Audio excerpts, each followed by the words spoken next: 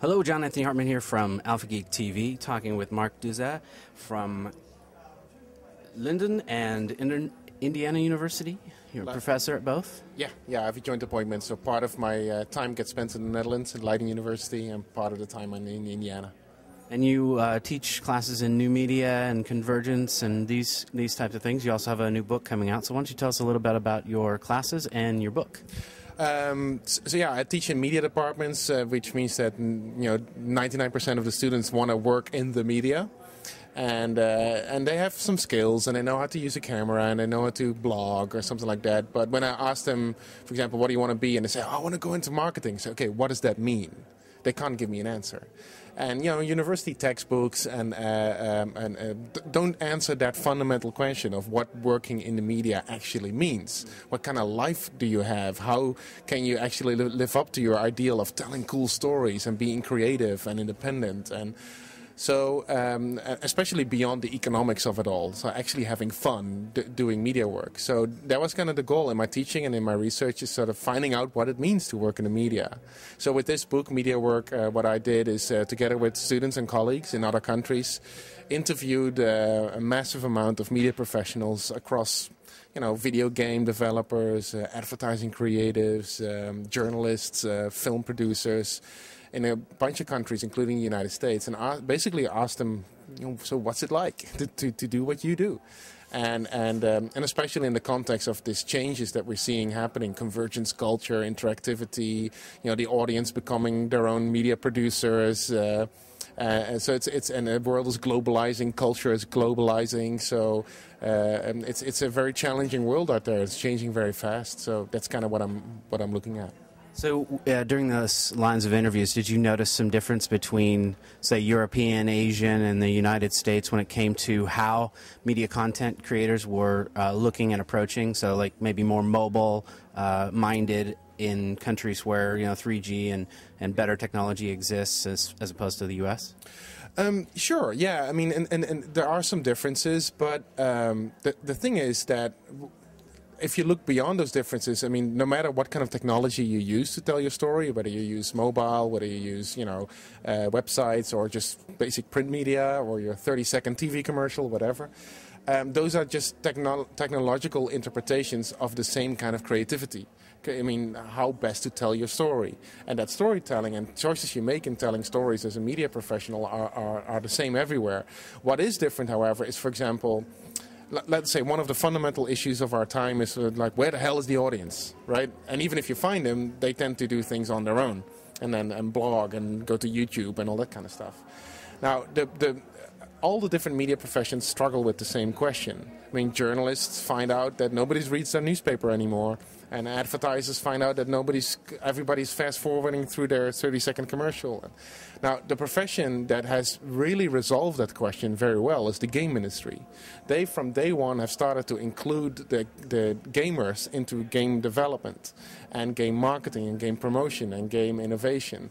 And they actually use game modification, so gamers making their own versions of games, as recruitment tools. They say it's great if you have a university degree, but if you really want to have a career in the media, start creating your own games using the tools that we give you for free. So it's like recruiting directly from your own consumer base. And so that's a model that perhaps media workers and other disciplines can look at. But what the game industry has not figured out is how to make games massively popular. Because games are primarily popular, the first-person shooters and all those kind of things, for young boys. And the real power of gaming is, of course, if you take it massive and you want to really monetize it, you want to have everybody play games. But that requires a whole different approach to what a game is and what game storytelling is. And they are really struggling with that. But that's where advertisers are really good. Advertising creatives are brilliant in figuring out how to reach everybody. So one of the things that I found out is what was really cool is to see how all the media professionals struggle with the same issues, and they all come up with different tactics and strategies to resolve them. But none of them actually looks over the wall to the other. So journalists, of course, if you tell journalists you can learn something from people in advertising, they go ballistic. Like, no way, that's like, you know.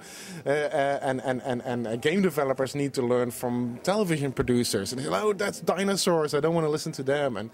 But they can really learn from each other. And especially when it comes to, you know, being creatively autonomous in your work, you have to empower yourself to go beyond the technology and find out all the cool ways that you can actually still tell stories these days. So are you finding that, you know, people are taking a cue from the gaming industry when it comes to other disciplines within media, you know, using Creative Commons licensing and being a little bit more open with their content and really taking advantage of the user-generated content as a more open idea? You know, it's difficult. I mean, you see that even companies that begin to explore that space and become a bit more transparent and a bit more relaxed, if you will, about that, it's very hard for them, even the ones that are going to get excited about it, to sell that back into their clients or investors, or because, you know, most of the companies that move, all companies that move into this new media space grew up or came from a situation where there were mass media that had pretty much the control over the megaphone of the public sphere, as we call it. And now that megaphone is shared with 100 million, you know, or 1 billion web users. And so to approach that from the same perspective of we need to keep control over our content, we need to be in control over our brand message, we need to be in control over what people do within our game, for example, or with our news, is like a losing battle, an uphill battle. I mean, you're never going to regain that control. And that's a scary thought to a lot of people in the industry, to a lot of professionals. I mean, a lot of journalists especially tell me, you know, I feel like my work is meaningless because, you know, I'm just one voice and 5 million bloggers think I'm you know, I shouldn't be trusted and I'm just a corporate, you know, slave. And they work their butts off to make good news, to give people good information. So it's become much harder to some extent, but I think only if you still look at the media environment from that old mass media perspective. And I think media has always been a conversation. It's just that people in the media industry never really had to listen because they were in control of the megaphone. But now they have to listen, and they're finding out that that's a tricky business, and they have to let go of some of their traditional controls, including really restricted copyright licensing deals and stuff like that. Yeah. So doesn't it, though, in the end come back to craft and who, you know, whoever is, you know, the best story or is doing the best research or the journalism or whatever the context may be, isn't that going to be the stuff, even if there's 1 billion out there, that's going to hop to the top? Well, yeah, I totally agree that if I would be running a media company today, any kind of media company in any kind of discipline, what I would focus all my time and money on are the people that work for me, are my talent. And not the talent to be flexible and adaptive and do whatever I throw at them, and you know, and if they don't, then they'll can go somewhere else because I can always hire 13 other people who do it for free.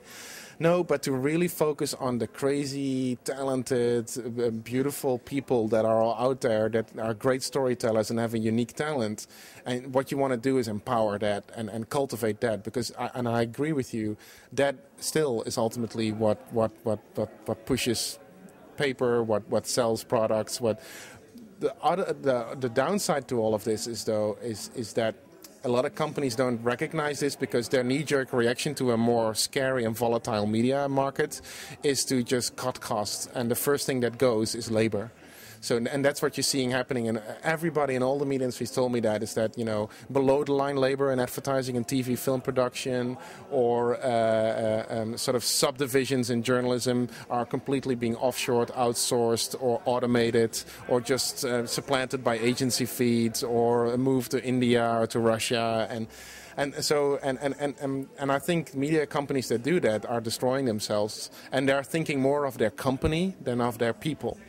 And of course, I'm biased. I mean, I love the people that I do research with. I mean, the media professionals themselves, and I want to, you know, stand up for them. But I think there's real value there. And I mean, of all those kids in my classes that want to become people in professionals in the media, there's always a couple of them that are so incredibly brilliant. And I just wish there was an industry out there for them that recognized that and threw money at that, rather than setting up yet another Facebook profile or MySpace page.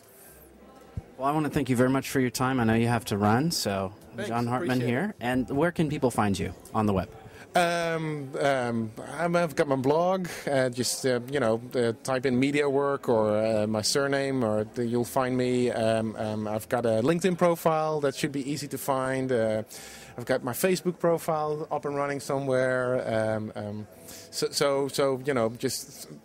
If you look for media work, you'll find me. All right. Thanks again. Okay, appreciate it.